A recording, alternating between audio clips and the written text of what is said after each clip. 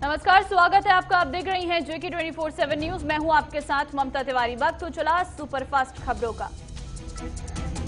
बाबरी मस्जिद विध्वंस मामले में अदालत का फैसला आ गया है। अदालत ने बीजेपी नेता लालकृष्ण आडवाणी, मुरली मनोहर जोशी समेत अन्य सभी 32 आरोपियों को बरी कर दिया है। फैसला सुनाते हुए जज एसके यादव ने कहा कि यह घटना पूर्व नियोजित नहीं थी, बल्कि अचानक ही हुई थी। संगठन की ओर से कई बार रोकने की कोशिश की गई। फैसला सुनाते हुए जज एसके यादव ने कहा कि वीएचपी नेता अशोक सिंघल के खिलाफ कोई साक्ष्य नहीं है। फैसले में कहा गया है कि फोटोकॉपी में जिस तरह से सबूत दिए गए हैं उनसे कुछ साबित नहीं होता है। भगवान श्री कृष्ण विराजमान की याचिका को स्वीकार अथवा अस्वीकार करने पर अदालत आज निर्णय लेगी। इस दौरान याचिका दाखिल करने वाले अधिवक्ता अदालत में मौजूद रहेंगे। परिजनों और गांव वालों के भारी विरोध के बीच हाथरस गैंगरेप पीड़िता का बीती रात देर रात अंतिम संस्कार कर दिया गया। परिवार के लोग शव को घर ले जाने के लिए अड़े रहे, लेकिन भारी पुलिस बल की तैनाती के बीच अंतिम संस्कार कर दिया गया।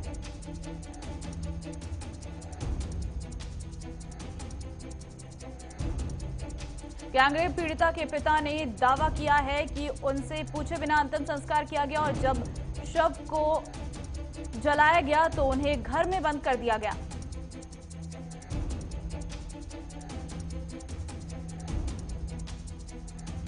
हाथरस कांड पर प्रियंका गांधी ने सीएम योगी आदित्यनाथ का इस्तीफा मांगा है। प्रियंका ने ट्वीट कर कहा है कि सरकार ने परिजनों से बेटे के अंतिम संस्कार का अधिकार छीना और मृतका को सम्मान नहीं दिया।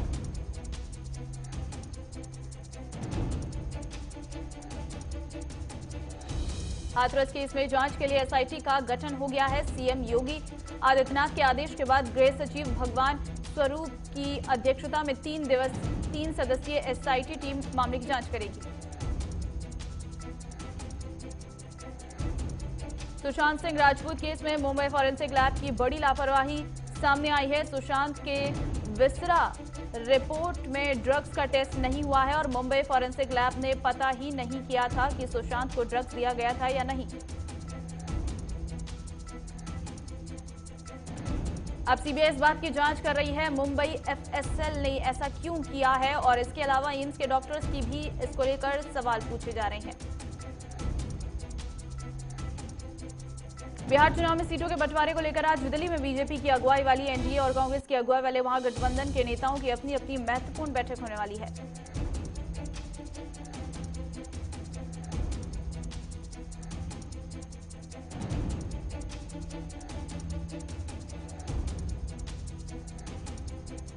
महागठबंधन में आरजेडी और कांग्रेस के बीच सीटों को लेकर फंसे पेच को सुलझाने के लिए बिहार के प्रदेश कांग्रेस अध्यक्ष मदन मोहन झा और सदानंद सिंह को कांग्रेस आलाकमान ने दिल्ली तलब किया है।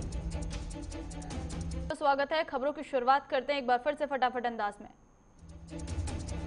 केंद्रीय मंत्री रामविलास पासवान की पार्टी लोजपा बिहार विधानसभा चुनाव के लिए राष्ट्रीय जनतांत्रिक गठबंधन एनडीए के सीट शेयरिंग फॉर्मूले से नाखुश है। सूत्रों के मुताबिक क्षेत्रीय पार्टी के एक धड़े ने सीट बंटवारे पर नाराजगी जताते हुए आलाकमान को 243 सीटों वाली विधानसभा में 143 सीटों पर उम्मीदवार उतारने की योजना पर अमल करने का आग्रह किया है। लोजपा अगले 2 दिन में एनडीए के साथ बने रहने या अलग राह पकड़ने का फैसला करेगी, क्योंकि 3 चरण में होने वाले चुनाव के पहले चरण के लिए नामांकन 1 अक्टूबर से शुरू होगा। कृषि कानूनों का देश भर में विरोध जारी है। इस बीच ऑल इंडिया किसान संघर्ष कोऑर्डिनेशन कमेटी ने इस कानून को वापस लेने और रद्द करने की मांग की है। किसान संगठन ने कहा है कि यह 70 करोड़ जनता के साथ खिलवाड़ है। इसको लेकर 26-27 नवंबर को पूरे देश का किसान दिल्ली का घेराव करेगा। दिल्ली में पूसा इंस्टीट्यूट की बायोटिक्स तकनीक को लागू करने की योजना बन रही है। इससे दिल्ली में पराली जलाने से मुक्ति मिलेगी। दिल्ली में किसानों को सारी सुविधाएं सरकार की तरफ से दिए जाने का प्लान बन रहा है, जिससे किसानों पर बोझ नहीं आएगा। दिल्ली के पर्यावरण मंत्री गोपाल राय ने आज दिल्ली सचिवालय में एक अहम बैठक बुलाई है। माना जा रहा है कि दिल्ली में तकनीक को लागू करने के फाइनल प्लान का ऐलान होगा। दिल्ली की पटियाला हाउस कोर्ट ने चीन के लिए जासूसी करने के आरोप में स्वतंत्र पत्रकार राजीव शर्मा की जमानत अर्जी को खारिज कर दिया है। कोर्ट ने अपने आदेश में कहा है कि जांच के इस मोड़ पर इतने संवेदनशील मामले में आरोपी को जमानत नहीं दी जा सकती। कांग्रेस नेता शशि थरूर सूचना प्रौद्योगिकी पर बनी संसद की स्थायी समिति के प्रमुख बने रहेंगे। वहीं हरसिमरत कौर बादल को विदेश मामले की संसदीय समिति का सदस्य बनाया गया है। पीएम मोदी दिसंबर में बांग्लादेश की अपनी समकक्ष प्रधानमंत्री शेख हसीना के साथ डिजिटल माध्यम से द्विपक्षीय बैठक करेंगे। विदेश मंत्रालय की ओर से ये जानकारी दी गई है। राजस्थान के मुख्यमंत्री अशोक गहलोत ने मांग की है कि केंद्र या राज्य सरकार के मातहत काम कर रहे अधिकारी और कर्मचारियों के लिए हर साल संपत्ति की ऑनलाइन घोषणा को अनिवार्य कर दिया जाए। सीएम गहलोत ने कहा है कि इससे सरकारी कामकाज में पारदर्शिता के साथ साथ आय से अधिक संपत्ति के मामलों को उजागर करने में एंटी करप्शन ब्यूरो को मदद मिलेगी। सीबीएसई बोर्ड के 10वीं और 12वीं के 30 लाख बच्चों की एग्जाम फीस माफ करने से जुड़ी जनहित याचिका पर दिल्ली हाईकोर्ट ने दिल्ली और केंद्र सरकार को 2 हफ्ते में विचार करने के निर्देश दिए हैं। कोर्ट ने सरकार को निर्देश दिए हैं कि वो इस याचिका पर 2 हफ्ते में कोई फैसला ले। छात्रों के लिए एग्जाम फीस को जमा करने की आखिरी तारीख 15 अक्टूबर तय की गई है। मुंबई की लोकल ट्रेन में आम लोगों को सफर की अनुमति नहीं है, जिस पर बॉम्बे हाईकोर्ट ने सरकार से ये कहा है कि सरकार कुछ ऐसा करे जिससे आम लोग भी लोकल ट्रेन से यात्रा कर सकें। महाराष्ट्र और गोवा बार काउंसिल की ओर से दायर याचिका पर सुनवाई करते हुए अदालत ने सरकार से 1 हफ्ता के भीतर जवाब देने को कहा है। विधानसभा उपचुनाव की घोषणा के बाद मध्य प्रदेश की शिवराज सिंह चौहान सरकार के लिए अग्नि परीक्षा की घड़ी आ गई है। 30 नवंबर को राज्य की जिन 28 सीटों पर उपचुनाव होना है, उनमें सरकार बचाने के लिए भाजपा को हर हाल में कम से कम 9 सीटें जीतनी होंगी। दिल्ली में सितंबर महीने में गर्मी का सितम देखने के बाद मानसून आखिरकार 30 सितंबर यानी कल दिल्ली से विदा हो जाएगा। इस साल दिल्ली में बारिश सामान्य से 11% कम दर्ज की गई है, लेकिन सबसे परेशानी भरा महीना सितंबर का रहा, जहां पूरे महीने सामान्य से 80% से कम बारिश दर्ज की गई। इससे पहले साल 2004 में महज 3 मिलीमीटर बारिश रिकॉर्ड हुई थी और उसके बाद साल 10 साल सितंबर में सूखे मौसम का कहर इस कदर कभी नहीं टूटा। दिल्ली में इस महीने कोरोना के कारण 828 ने जान गंवाई, जबकि अगस्त में 481 लोगों की मौत हुई थी, यानी सितंबर में 40% अधिक लोगों की मौत हुई है।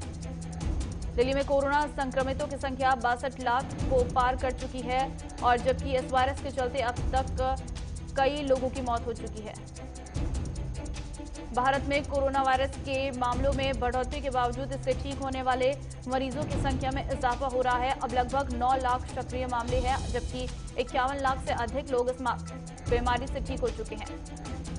केंद्रीय स्वास्थ्य मंत्रालय के आंकड़ों के अनुसार पिछले 24 घंटे में कोरोना के 80,472 नए मामले रिपोर्ट किए गए हैं। वहीं इस दौरान 1,179 लोगों की वायरस से मौत हो चुकी है। प्रतापगढ़ में निजीकरण के खिलाफ प्रदर्शन करने वाले 150 बिजली कर्मियों पर मुकदमा दर्ज हो गया है। इन पर बिना अनुमति जुलूस निकालने और कोरोना गाइडलाइन का उल्लंघन करने का आरोप है। बांदा में पुलिस ने टॉप 10 अपराधियों की 30,30,000 की संपत्ति जब्त की है। सीतापुर में गौशालाओं का हाल बेहाल है, जहां गौशालाओं में प्रशासन की लापरवाही के कारण लगातार गायों की मौत हो रही है। श्री कृष्ण विराजमान विवाद मामले पर आज मथुरा सीनियर सिविल जज की कोर्ट में सुनवाई होगी। बहराइच में हाथरस की रेप पीड़िता को सपा की महिला कार्यकर्ताओं ने कैंडल जलाकर श्रद्धांजलि दी और आरोपियों को फांसी देने की मांग की। प्रयागराज में सपा महिला सभा ने मौन जुलूस निकाला और कैंडल जलाकर हाथरस रेप पीड़िता के लिए न्याय दिलाने की मांग की। वहीं सिद्धार्थनगर में भी सपा कार्यकर्ताओं ने कैंडल मार्च निकालकर 2 मिनट का मौन रखा और हाथरस रेप पीड़िता के दोषियों के खिलाफ कार्रवाई की मांग की। राज्य सेवा के सभी कर्मचारियों के लिए संपत्ति की घोषणा अनिवार्य होगी। एसीबी की समीक्षा बैठक में राजस्थान सीएम अशोक गहलोत ने निर्देश दिए। कमलनाथ के हनुमान भक्त होने पर नरोत्तम मिश्रा ने तंज कसा, कहा अगर वो इतने ही हनुमान भक्त होते तो अमंगल होता ही क्यों। हाईकोर्ट ने जयपुर, जोधपुर और कोटा के नए 6 नगर निगमों के चुनाव 31 अक्टूबर तक कराने को कहा है। पश्चिमी चंपारण के रामनगर में बाढ़ पीड़ितों ने अंचल कार्यालय के सामने विरोध प्रदर्शन किया। अभी तक राहत सामग्री न मिलने की बात कही। चामराजगढ़ में नवविवाहिता ने खुदकुशी कर ली, ससुराल पक्ष पर दहेज उत्पीड़न का आरोप लगाया। मिराजपुर लघु सिंचाई विभाग ने ब्लास्ट वेल तकनीक के जरिए कुएं का पानी निर्माण का प्रस्ताव भेजा था, जिसके लिए मंजूरी मिल गई है। हिमाचल प्रदेश के कृषि मंत्री वीरेंद्र कंवर ने कहा है कि हिमाचल पहला राज्य होगा जो कृषि कानून को लागू करेगा। साथ ही कहा कि कांग्रेस पार्टी किसानों का भला नहीं चाहती है। हरसिमरत कौर बादल ने पार्टी पदाधिकारियों के साथ बैठक में भाग लिया और कहा कि 1 साल पहले ही कैप्टन ने खेती कानून को सहमति दे दी थी। धनबाद में पति से पत्नी की हत्या कर दी गई और मौके से फरार हो गया। पुलिस आरोपी की तलाश कर रही है। साहिबगंज में थाना प्रभारी को नाबालिग लड़कियों के साथ छेड़खानी करने के आरोप में निलंबित कर दिया गया है। साहिबगंज पुलिस ने देसी कट्टा और 303 गोलियां सहित आरोपी को गिरफ्तार कर जेल भेज दिया। जोधपुर के लूणी में चुनाव प्रचार के दौरान प्रत्याशियों ने सोशल डिस्टेंसिंग की जमकर धज्जियां उड़ाई। प्रत्याशियों ने मास्क तक नहीं पहना हुआ था। हरसिमरत कौर बादल ने कहा कि कैप्टन अमरिंदर सिंह ने कभी पंजाब के किसानों के लिए आवाज नहीं उठाई। कहा कि पंजाब सरकार किसानों के लिए कांटे बिछा रही है। उन्नाव से बांगरमऊ विधानसभा सीट पर उपचुनाव की अधिसूचना जारी होने के बाद प्रशासन अलर्ट मोड पर आ गया है। जिला प्रशासन ने सभी बैनर पोस्टर को उतरवा दिया है। संभल में युवक द्वारा तहसील कर्मी की नाबालिग बेटी को बहला फुसलाकर ले जाने का मामला सामने आया है। पुलिस दोनों की तलाश में जुट गई है। बांदा में हाथरस रेप पीड़िता को न्याय दिलाने के लिए कांग्रेस ने कैंडल मार्च निकाला। जोधपुर में 3 तलाक का मामला सामने आया है, जहां पति ने पत्नी के बाल काट दिए और फिर 3 तलाक देकर घर से बाहर निकाल दिया। बागपत में आम आदमी पार्टी ने सांसद साक्षी महाराज और कुलदीप सेंगर सहित कई लोगों के खिलाफ के फोटो पोस्टर लगाए, जिसमें उन्हें दुराचारी बताया गया। देवरिया में एसओजी टीम ने वाहन चोरों को पकड़ लिया है और उनके पास से एक वाहन और अवैध हथियार बरामद किए हैं। लालकुआ में हाई कोर्ट के आदेशों के बाद प्रशासन की संयुक्त टीम ने कई स्टोन क्रशर के मानकों की जांच की। रामदुर्गा के गांव में चोर मंदिर की दानपेटी तोड़ने में नाकाम रहे। वहीं पुलिस ने अज्ञात चोरों के खिलाफ मामला दर्ज कर दिया है। बस्ती में पुलिस ने मोबाइल चोर का खुलासा किया है। 10 लाख से अधिक कीमत के मोबाइल बरामद किए हैं और लोगों को उनके खोए हुए फोन वापस किए। कानपुर देहात पुलिस ने 4 शातिर चोरों को गिरफ्तार कर लिया है, जो आए दिन वाहनों में सवारी को बैठाकर रास्ते में लूटपाट करते थे।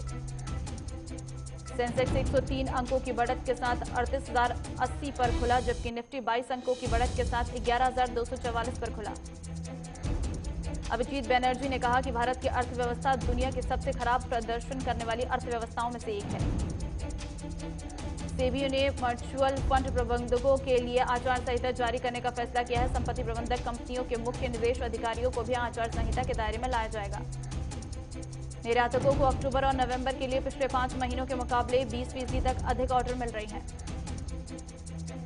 जर्नल अटलांटिक पार्टनर्स ने रिलायंस रिटेल में 3,685 करोड़ के निवेश करने का फैसला किया है। इस एवज में उसे 0.84% हिस्सेदारी रिलायंस रिटेल में मिलेगी।